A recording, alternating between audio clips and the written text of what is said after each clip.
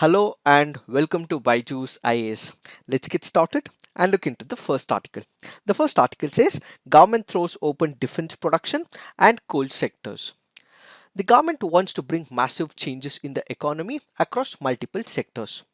This article here focuses on all those reforms that the government intends to bring rather than economic stimulus by infusing money immediately. So, what are the sectors that the government is planning to revamp? It includes the coal sector, the mineral sector, the defense sector, civil aviation, space, and atomic energy. Before we understand all these sectors in detail, let us focus first on the defense sector. In the defense sector, there are changes that the government is planning to introduce. One is about indigenization, second is about FDI limit, third is about ordnance factory board, and fourth is with respect to general staff qualitative requirements. Let's understand each of these changes that the government plans to introduce. First, let us focus on indigenization. What is indigenization? India happens to be one of the largest importers of arms and ammunition. What we do is we shell out a large amount of money from India to buy these arms and equipment, which means India is infusing a lot of money into this factor. And in order to stop this and bring changes, what we need is indigenization, where all these arms and equipment will be manufactured in India. So there could be a possibility in the near future where imports will be comparatively reduced, and what we will see is an upscale in the manufacturing by the domestic manufacturers. To give boost to this, to enhance self-reliance in defense production, steps will be taken to indigenize defense production. How? By banning the import of some weapons. What will the government do? Eventually, what will happen is we will identify some sectors, we will also identify some weapons where we will not import these weapons, and ultimately once we have enough power, enough domestic manufacturing, these weapons will also be stopped as well. So the government will initially make sure that there are some weapons which we already have, such weapons will be stopped from importing, and there are others which will be eventually stopped as we have the domestic manufacturing enhanced to meet the capability. So the negative list would be worked out in consultation with the Department of Military Affairs, which will be headed by Chief of the Defense Staff. Then we have the FDI limit, which will also be enhanced by the defense sector. Currently, the FDI limit in the defense manufacturing under the automatic route is about 49%, and this will be enhanced to about 74%. So all those foreign companies would be able to come to India, make investments in the defense sector, and as they come in, they also bring technology along with it. So what we will have in the near future is self-reliant India, where all the defense equipment will be manufactured in India. Followed by this, what we have is the Ordnance Factory Board. Kindly note, the headquarters of this Ordnance Factory Board is in Kolkata, and this functions under the Department of Defense Production. What is the role or the objective for setting up this Ordnance Factory Board? The principal products or the ones which it manufactures, it basically includes the tanks, the armored vehicles, the artillery guns, small arms, and weapons of various types and ammunitions. It also produces troop comfort equipments like uniforms, tents, as well as boots for the soldiers as well. Now, what is the change that the government is planning to come up with? This particular Ordnance Factory Board is currently under the department. When you speak of public undertakings, there are different types of public undertakings. You have the departmental undertakings, you also have the public corporations as well. So what will happen now? What is under the department will become a public corporation. So this is a major policy change. So the Ordnance Factory Board would henceforth be corporatized. So what was once under the departmental undertaking will now become a public corporation, and this will provide them greater functional autonomy as they are now transferred from a department to a public sector entity. So what are the advantages of this move? What will happen? It will improve the autonomy, efficiency, and accountability, and they would be able to make independent decision making as well. And kindly note, this particular undertaking of corporatization is not privatization.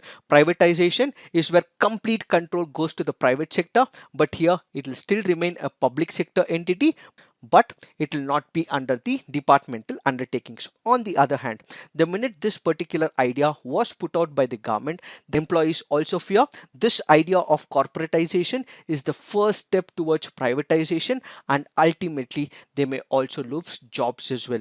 Another important update with respect to the Ordnance Factory Board is that this will also be eventually listed on the stock market. So people, investors will have an opportunity to own the shares of this company. So these are some of the changes with respect to the Ordnance Factory Board. Finally, what we have is the general staff qualitative requirements. What are these general staff qualitative requirements? These are nothing but specifications which are put out by the armed forces for the equipment that they require in the near future. Let me give you a hypothetical situation. Let's say you're planning to go buy a particular bike. So what are your requirements? You would require a particular speed. So you would look for the cc, 150cc, 250cc, so on. And then you also look for the power. Likewise, arms and ammunitions, and for example air jets or any other tankers will also have specifications. This specification is given by the general staff qualitative requirements. So it will provide all the requirements that the armed forces require to the defense ministry. So it will broadly lay out why this equipment is required, what are the physical and operational details of this particular equipment or that particular weapon, and why this is required, and what is the maintainability and quality requirements of such and such weapon or such and such jets as well. So this is basically giving out a clear specification of what are the requirements that the armed forces want when it comes to procurement of a particular weapon. What are the issues with respect to it? When it comes to the issues, the common issues are there are overstating of technical parameter. So when they require a particular jet, they may look for multiple jets in the market, but they might not have an idea about what the specifications of this particular jet are. So what do? They give overstating technical parameters, and this might also lead to certain ambiguities as well. So when there is ambiguity, they may get back to this technical parameter and they may change as well. Why? Because they realize that such parameter cannot be realized in reality. So what will happen as they revisit this particular technical parameter, it ultimately consumes the time. So they have to go out and come in, go out and come in, and ultimately realize that this particular technical parameter will take a lot of time. So this particular time consuming process will now be reduced under the new policy, and there are staff who also are involved in the preparation of this particular specification. Sometimes they may not have specific details about it, they may be generalists, they do not have any idea about this specialist protocol as well. This will also be reworked under the new program that the government is planning to initiate with. So all that we have to understand with respect to defense is that we will have indigenization, the FDI limit will be increased, the Ordnance Factory Board will be corporatized. Kindly remember, there is not privatization, and then all the requirement details will be taken into picture, and time consuming process will be ultimately reduced. So what are the advantages? India, which happens to be one of the largest importers in the world of defense equipment, will ultimately reduce the defense import bill. Why? Because now we will have the indigenization, and ultimately it will also encourage the defense manufacturers as well. Now let's look into the next sector, and that happens to be the coal sector. Now let us understand what are the reforms the government is planning to come up with in reference to the coal sector. The government has monopoly over coal production. Even if there is permission given to the private agencies, this is mostly restricted to captive mining. So what is this captive mining? Let's say there is a company X. This company X will have the requirement for coal for their own manufacturing purposes.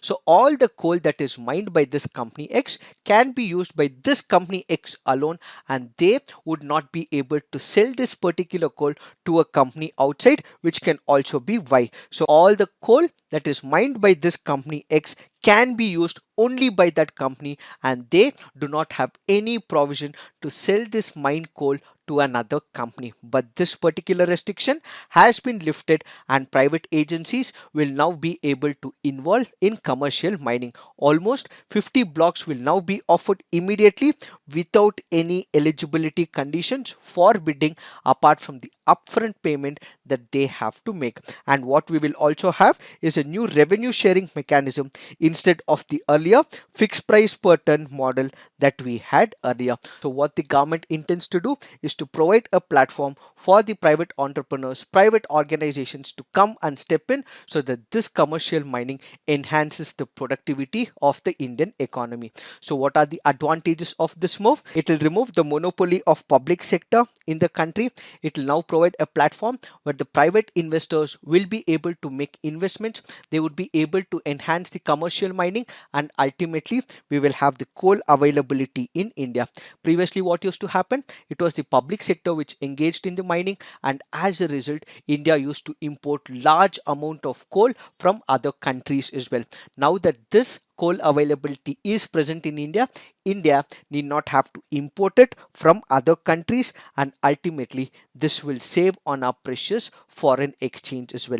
These are the advantages with respect to the coal sector. With respect to the mineral sector, the distinction between the captive and non-captive mines will be done away with, or it will be removed. So as we discussed, a captive mine is one where a company would be able to produce this particular mineral or coal for its own use, and they will not be able to sell it for another company. So this distinction has been done away with, and now they can also sell as well, and other private organizations can also step in so that they can also involve in commercial mining. So the introduction of the private sector will bring in large scale competition, private participation, and this will ultimately serve the transparency of mine evaluations. This will also invite investments so that it can also increase operational efficiency when it comes to the mineral sector.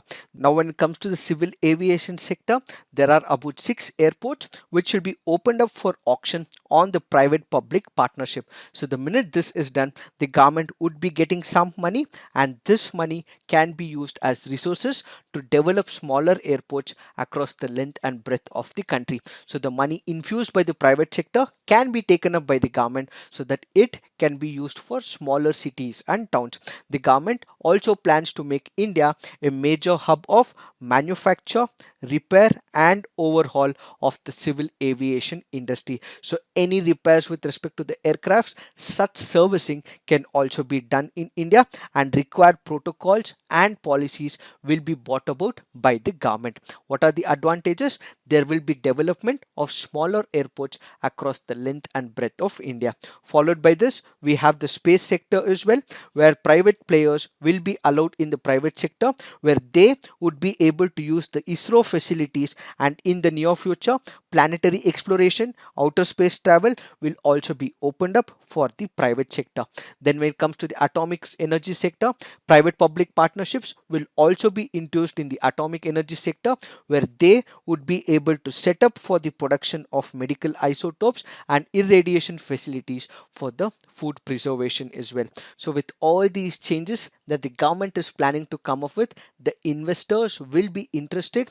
They will infuse their money into the market, and this will strengthen the process of Make in India. So as they invest money into the market, this will bring in technology, and this will also create jobs, is what this article all about. Now let's look into the next article. This article says Kerala to secure weather inputs from private agencies. Kerala has been home to some natural disasters which has ravaged human life, infrastructure, and economy. The state now feels that all the weather inputs provided by the Indian Meteorological Department is inadequate. Why? Because they feel that all these inputs given by this IMD is tardy in nature, and they are not able to predict on a precise manner. That is why Kerala has decided to additionally source inputs from 4 private agencies in addition to the Indian Meteorological Department. Which are these 4 important agencies? It includes SkyMet, Weather Services, Windy, as well as IBM Weather Company. What we have to understand is with respect to the automated weather stations. What are these automated weather stations? Let's say there is one particular system or an integrated system which has multiple components in it. These components will have multiple devices attached to it, which will be able to give information about temperature, wind speed, direction, solar radiation, and precipitation that will happen with respect to that particular region. So an automated weather station is one such integrated system or a device which will give all these different geographical indications. These weather stations can be used both on land and they can also be used on sea as well. Why are we discussing this? That is because when it comes to the Indian Meteorological Department, there are about 15 automated weather stations currently in Kerala. They had also told that they will also come up with another 15 before the monsoon season strikes the state of Kerala. But is it being implemented? No.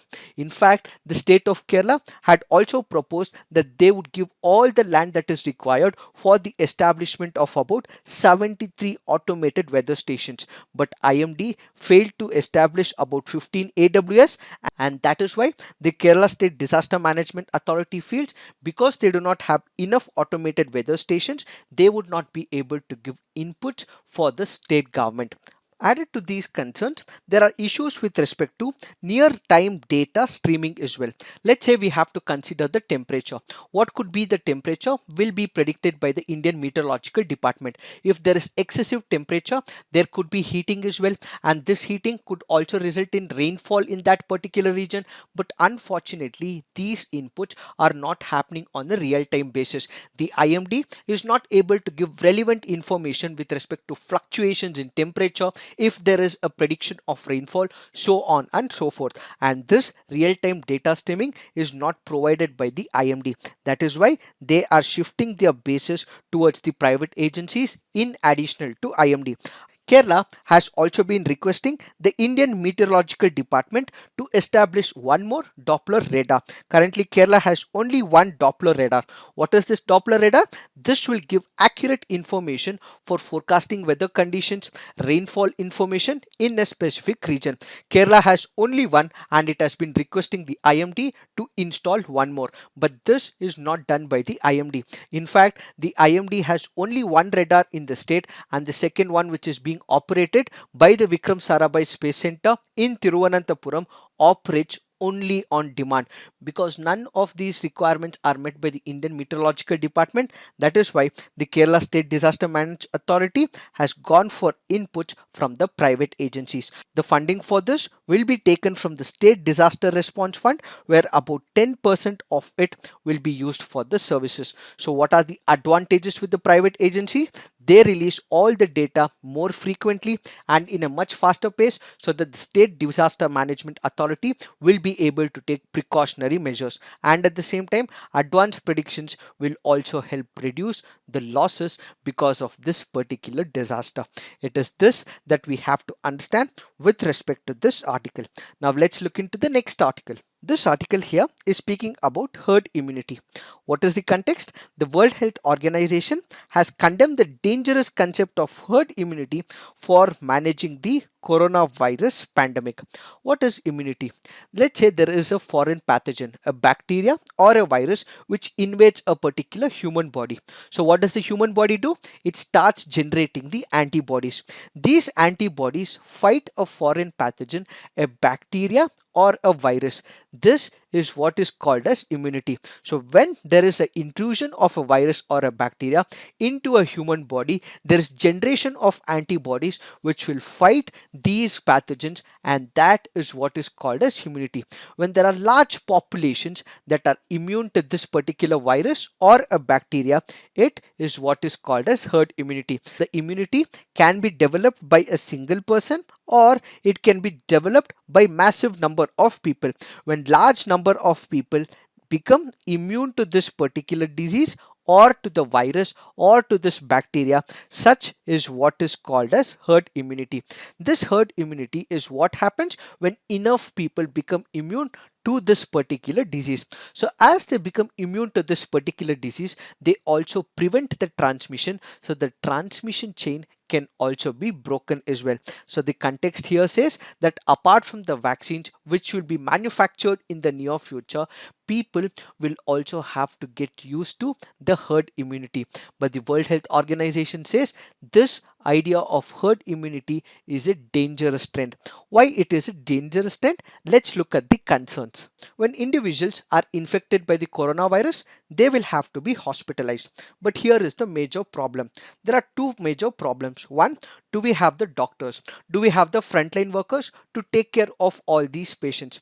The other is, do we have the ventilators? Do we have the equipment? Because we do not have all these provisions, increased hospitalizations can lead to death as well. So there is no question of herd immunity that is picturing. Why? Because even if there are people who are infected who may in the future acquire immunity, but right now they will require servicing from the healthcare. But now the problem is we have less doctors and we do not have enough ventilators, that which we have seen in the past as well. Scientists are still unsure whether individuals who have recovered from this novel coronavirus are immune to this further infection. Individuals might have recovered from this infection, but there is a possibility of reinfection as well, and that was seen in some of the cases that we had witnessed in South Korea. So we have no idea how long this immunity lasts, we have no idea what kind of protection it offers, and we have no idea whether this reinfection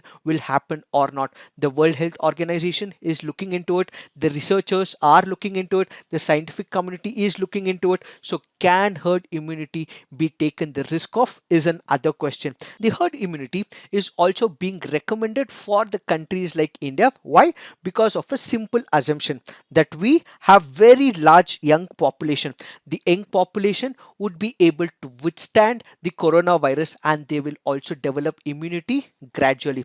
But here lies the question. There is another question that if there are people who are already suffering from certain diseases, they would not be able to withstand the coronavirus as they are more susceptible to the coronavirus. Let's look at some of the statistics.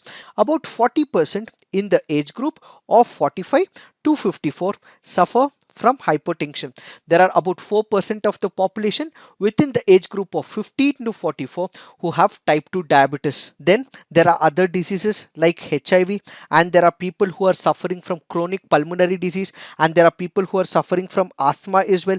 Will they be able to withstand the pressure of coronavirus? Further, seeking herd immunity among the younger population also means that the older population will also have to be shielded. But in India, majority of the older people rely on the younger people and they are in a joint family. So this could ultimately means that this particular virus can also spread to the older generation as well. Because of these inherent limits, the World Health Organization has said that herd immunity can set a dangerous trend if it is practiced in reality. It is this that we have to understand with respect to this article. Now let's look into the next article. This article is speaking about reforms and agriculture. We did have an elaborate analysis of this issue in our yesterday's CNA. We spoke about contract farming, what are the advantages of it. We spoke about the law that the central government is planning to come up with reference to the interstate trade. We also spoke about investments in multiple sector, and we also spoke about the changes that the government is planning to come up with in reference to the Essential Commodities Act. In this article, we will focus in detail about what this Essential Commodities Act and what reforms the government is planning to come up with. This Essential Commodities Act was introduced at a time where there was food scarcity as well as famine-like conditions. In order to overcome this, the government introduced the Essential Commodities Act. What will the government do? The government will regulate the production, supply and distribution of the agricultural commodity. It declares that particular agricultural commodity as essential in order to make them available to all the consumers at a very fair price. So what happens? There is excessive demand for an agricultural commodity, but this is not being met by increased supply. So what happens? The prices of this particular agricultural commodity starts increasing. So this will be notified by stock holding limits for a specified period. So all those brokers, all those people who are holding on to this particular agricultural commodity will have to immediately release them into the market. So this can be declared as essential when there is crunch in the supply, and it can also be removed when there is increased supplies in the market. So anybody trading or dealing within the community, so be it wholesalers or retailers or even exporters, will be prevented from stockpiling for a certain period of time. So the period will be decided by the central government and by the state government. So what happens under this particular protocol, the consumers would be able to get a fair price as well, and at the same time what would happen, the central government would also be able to fix a maximum retail price for a packaged product as well. But there are concerns with respect to this legislation as well. Back in the year 2019, the Economic Survey called this particular legislation as anachronistic legislation. Why? Because it allows the government to control the price rise. When I speak about price rise, there is market variations that happen. Increase in the demand and supply also means that farmers would be able to get a price rise and they would be able to make profits as well. So what this act does, it prevents the farmers from making profits by holding on to their commodities. So this will ultimately mean in case there is any violation, there could be confiscation of the stock, and even the farmers and the traders can be jailed as well. Then there are crops which are seasonal. So as these crops are seasonal, what the people do, they may have to hoard these crops or they may have to build up a stock of this particular crop. Now the question is, how will the government be able to differentiate what is genuine stock or what is speculative hoarding? So because of this, the traders are the major sufferers. Traders have also complained about the harassment under this particular act. There is suspicion of hoarding, black marketing and speculation, while even the food processors and the exporters have also pointed that they are not able to hold on to this particular crop for a longer period of time. All these issues ultimately means that there would be disincentives for the construction of storage capacity. A storage capacity will be developed by a private person, private entrepreneurs and private organizations only when they are able to store it and they are able to build up on the stocks. But unfortunately, because this particular Essential Commodities Act does not let it, because they cannot build it up, this has disincentivized the construction of storage capacity. What are the changes that the government is planning to introduce? It will deregulate about 6 agricultural commodities, and that includes cereals, pulses, edible oils, oilseeds, potato and onions as well. The minute this is deregularized, stock limits on these commodities will not be imposed except when there is a natural calamity or when there is a famine as well. And there are those people like the food processors, they would be able to stock up their products, and the exporters who are planning to export to another country will also not be restricted. So these people would be able to stock up the agricultural commodities, and this will ultimately mean the Essential Commodities Act is deregularized. So what are the advantages? It is hoped that this particular amendment will bring private investments into the warehouses. Previously there was disincentivization for the construction of storage capacity. Now that this is deregularized, private investments, private entrepreneurs, private organizations will boost the economy by investing in the storage capacity, and the farmers would be able to sell their produce at more competitive rates, and this will also boost the farm exports in the near future. It is this that we have to understand with respect to this article. This article speaks about COVID-19 relief for the MSME sector. An elaborate analysis for this has been explained on 14th of May 2020 under the first topic, major stimulus package for MSME. So kindly look into this video. Now let's look at some of the preliminary practice questions. Consider the following statements about terrorist group and the country it operates: Al-Shabaab, Somalia; Boko Haram, Nigeria; Haqqani Network, Afghanistan. Which of the above is or correctly matched? The answer to this is 1, 2 and 3. All the 3 are correctly matched. Al-Shabaab operates in East Africa and it majorly operates in Somalia. Boko Haram operates in Nigeria and Haqqani Network in Afghanistan. Why have we taken this practice question? Because of the reference made under this article. Now let's look into the next practice question. Which of the following statements is or correct? Ayush 64 is an Ayurvedic formulation for the management of diabetes. Ayush 82 is Ayurvedic formulation for the treatment of malaria. Which of the above statements are correct? The answer to this is none. Why? Because both the statements here are wrong. Ayush 64 is used for the treatment of malaria and Ayush 82 is used for the management of diabetes. Why have we taken this practice question? Because of the reference given under this article. Now let's look into the next practice question. With reference to Ganga, which of the following statements is or correct? Ganga basin is the largest river basin in India. At Devprayag, the Bhagirathi meets Alakananda. Hereafter, it is known as Ganga. The important left bank tributaries are Gomati, Gagara, Yamuna and Gandak. Which of the above are correct? The answer to this is 1 and 2 only. Why? Because the left bank tributaries are Gomati, Gagara and Gandak and Yamuna happens to be the right bank tributary. Why have we taken this practice question?